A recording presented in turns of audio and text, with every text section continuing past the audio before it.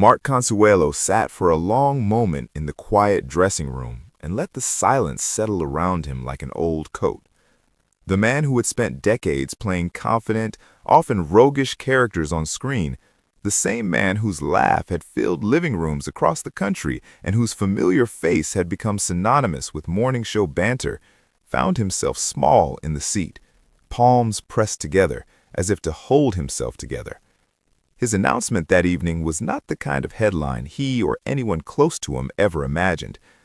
"I've always been a private person when it comes to some things," he said, voice low and steady. "But today, I want to be honest." The words were simple, but they carried the weight of months, perhaps years of quiet struggle that only a handful of people had witnessed in real time. Mark told the story in a way that slowed time.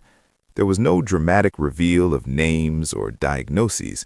Instead, it was a patient, intimate unfolding, the first unsettling test result that was shrugged off as probably nothing, the restless nights filled with the gnawing sensation that something was wrong, the furtive doctor's visits booked between script readings and family dinners, the complicated choreography of keeping work, parenting, and a private health battle in separate, unmarked boxes.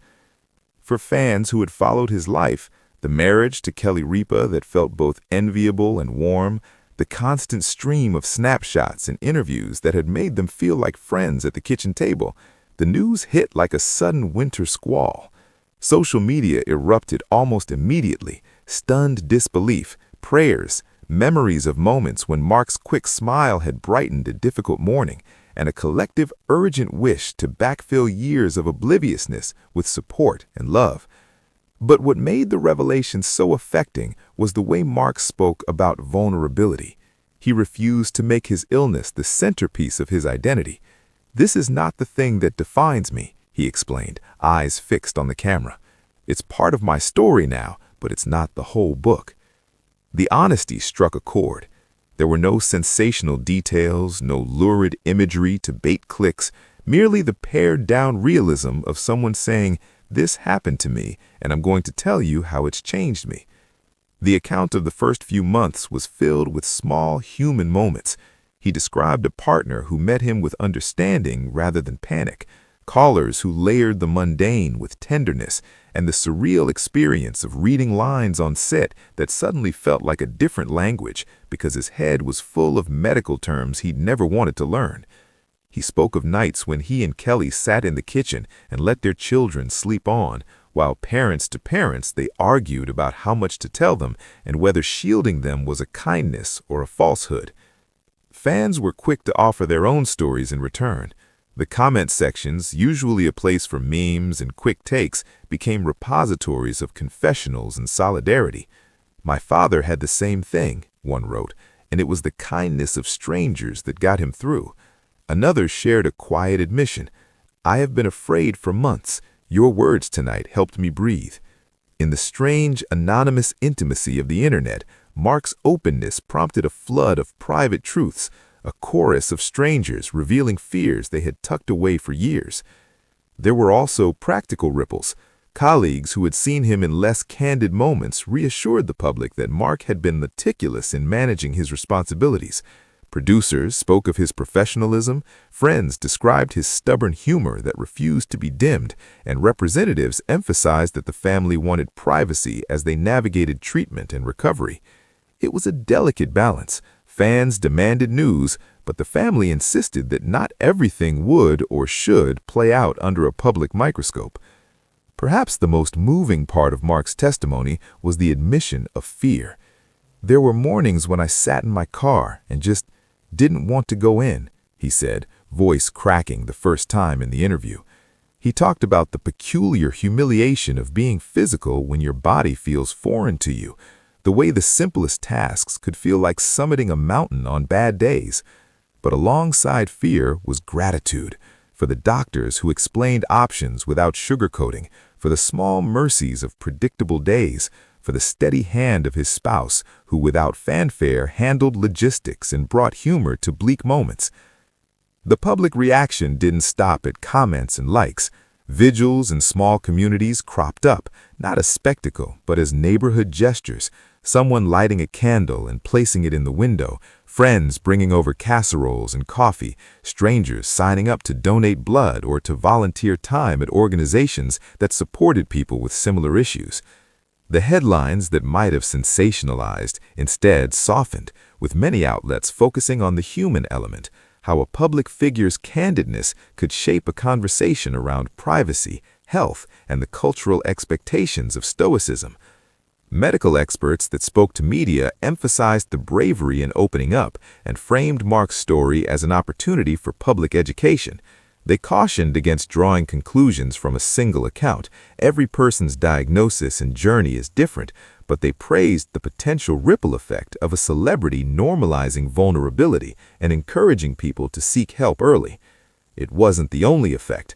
Advocacy groups reported a measurable uptick in calls and website visits as people reached out to learn more about symptoms they had been ignoring. And yet, in the clamor, there were quiet moments of ordinary life that seemed to matter most. Mark described the ritual of recovery in granular detail, the slow reintroduction of long walks, the way his son's small hand in his had become a talisman against despair. The mornings when he could sit in the sun and feel the simple joy of being alive without thinking of checklists or appointments. Those scenes resonated because they were recognizably human. They were the small victories that resist the grand gestures of narrative, but are the ones that sustain people through long seasons of hardship. His relationship with Kelly, the scaffolding of their public and private life, became a focal point for many readers. The couple's dynamic had always been a public model of partnership, witty, affectionate, and unafraid to trade barbs on live television. But in his telling, the seriousness of their partnership deepened. Kelly's role was less about star-studded appearances and more about the stitches that hold together a family, negotiating medical bureaucracy, lining up specialists, pacing conversations about mortality in a way that protected the children's innocence while honoring the truth. Fans watched old clips of their banter and reinterpreted them as evidence of a deeper, steadfast love that had always been there. There were also the unforeseen rewards of openness. Mark talked about the unexpected messages from people he barely knew, industry peers who reached out with help or to recommend a specialist, and fans who sent stories of similar struggles and how they found strength. "We thought we were alone until you said otherwise," a message read on screen. The humility in that admission cut through the performative sympathy often reserved for celebrities and turned the conversation inward. Health, it seemed, was a shared human condition, not a solitary shame. Journalists and pundits debated the ethics of publicizing private health matters. Some argued that celebrity health drama has historically been exploited for ratings. Others pointed out that when a public figure speaks candidly, it can dismantle stigma. Mark's choice to control the narrative, to say as much as he felt comfortable sharing, and to hold back the rest was seen by many as a model of agency. He didn't hand over the story to rumor mills, he authored it on his terms. As the weeks turned into months, updates trickled out in the form of short, measured statements, progress reports about treatment, thankful notes for fan support, and reminders about the importance of regular checkups. There was no heroic arc with a neat resolution. Health rarely offers those. Instead, there was the steady drumbeat of recovery, some days forward, some days sideways. Fans learned to celebrate the small wins, a photo of Mark on a short hike, a video clip laughing on set, a candid moment at home making pancakes. The experience changed the tone of Mark's public work. Where he might once have leaned into lightness and quick quips, his performances and interviews began to carry an undercurrent of sobriety, an awareness that life's fragility had been demonstrated to him in a new and visceral way. It made his jokes a little kinder, his insights a little deeper. Viewers noticed the difference not as a loss, but as an evolution, a man whose art was shaped by an intimate encounter with his own humanity.